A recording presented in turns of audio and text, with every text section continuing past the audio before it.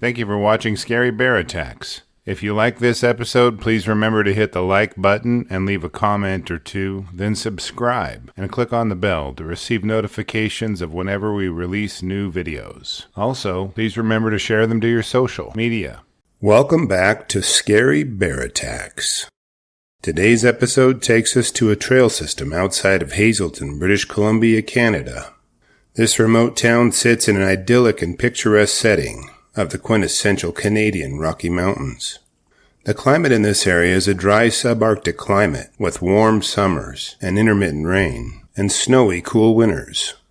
Hazelton is at around 1,100 feet in elevation, but Red Rose Peak scrapes the sky just above town, about 7,500 feet high.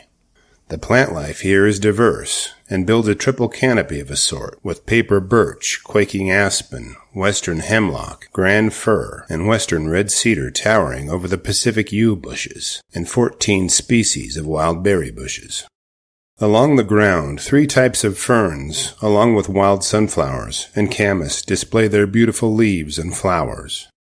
Wildlife is abundant with deer, elk, moose, and caribou meandering the trails, and bighorn sheep and mountain goats performing their dangerous ballet along the crags.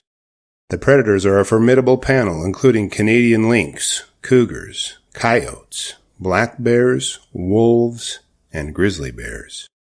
Around Hazelton, a trail system has been constructed to allow hikers, nature lovers, and mountain bikers to access nature. Most of the trails are folk trails and not mapped out, but developed based on use and frequency of travel. Mountain biking has been drawing a lot of attention recently from those who are concerned about human impact on the environment. It has been noted as a contributor to erosion due to rutting and soil disturbance. Damage to vegetation along mountain biking trails has also been a concern. But dashing silently through the forest is mountain biking's most dangerous aspect. On July 16, 2024, a mountain biker, whom we'll refer to as Jeff, was biking from South Hazelton through a dense stand of forest to Anderson Flats. This area is between towns, so it is frequented by people year-round. Unbeknownst to Jeff, wildlife officers had been observing a grizzly sow with her 2 cubs in Anderson Flats. The seasonal berry crop had brought them close to town, and authorities were aware they had to keep an eye on her until she took her cubs further from town. They had to intervene with her and her cubs a few times this summer, but the bears responded well to hazing. Instead of behaving aggressively to wildlife officers, this sow always fled the area quickly, with her cubs in tow. Her behavior demonstrated the ideal response to human presence, as far as the wildlife officers were concerned. As Jeff blurred his way down the trail, a smear of green and brown raced past him. I could find no source indicating he'd brought along bear spray or a firearm on his bike ride, but was likely used to this trail, so he wasn't expecting to run into a grizzly, let alone a protective sow and her 2 cubs. In a brushy patch of trail, Jeff rounded a corner only to run into a terrifying sight. A sow grizzly bear and her 2 cubs came into focus from only a few yards away, and it was clear she was not happy to discover Jeff so close to her cubs. Jeff likely tried to pedal his way out of danger, but the sow's closing speed overcame any attempt he could to escape. In a terror-filled fraction of a second, Jeff's perspective went spinning as the sow knocked him from his bike, landing with the bike on top of him. The precarious position of being pinned beneath his mountain bike left Jeff in a vulnerable position, but it had its advantages. In her protective rage, the sow snapped and bit at anything she thought was part of this dangerous intrusion into her and her cub's peace.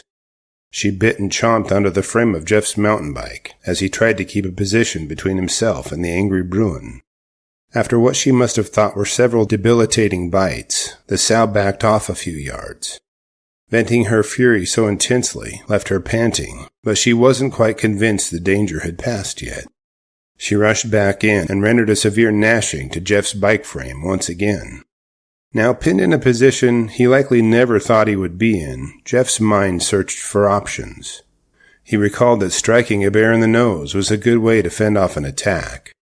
Drawing back his fist, he let a haymaker go, and the punch hit her square on the end of her nose. Clearly taken aback by the painful punch to her nose and the tough-to-break mountain bike defense, she spun on her heels. She gathered up her cubs and made for the nearest brush, leaving Jeff bewildered and relieved. After making sure the grizzly was gone, Jeff gathered his senses and aimed to get the heck out of the area as fast as he could.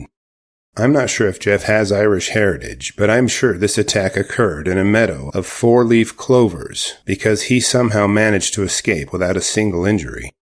Wildlife officers immediately cordoned off the area to prevent more people from entering and allow the bears to leave the area without further conflicts. They defined her actions as normal for a sow grizzly protecting herself and her cubs. Speaking of cubs, our Cub Tier membership on Patreon, linked below, will give you ad-free early access to our episodes, and the $3 per month goes a long way in helping me continue to produce content like this. Regarding mountain biking, there are a few solutions that may help avoid surprise encounters with wildlife and people utilizing the trails. There are air horns that can be mounted on the handlebars, which can be blasted prior to entering brushy areas or blind corners. There are also police whistles and battery-operated whistles that can alert bears of approaching mountain bikers. After reviewing the facts surrounding this episode, I'm left with a few questions for you. If Jeff had brought bear spray or a firearm, would it have prevented this bear attack? Do you think blasting an air horn as you fly down a biking trail would be sufficient to alert wildlife near the trail? Should wildlife officers have allowed human traffic in an area they knew a grizzly sow and her 2 cubs were inhabiting? I kind of think it's a failure to alert the public. I will gladly read and reply to your thoughts, so please post them in the comments section below, and let's talk about it. Thank you for watching Scary Bear Attacks. If you've enjoyed this episode, please consider clicking on the like button and clicking on the bell icon. We'll help you know when we post our new episodes. Posting our video links to your social media profiles furthers awareness, and it's fun. We've slashed our prices in our merch store, linked below, so check out the bargains there while you shop. As a member of our human community, remember to adventure bravely and be careful out there, especially in bear country.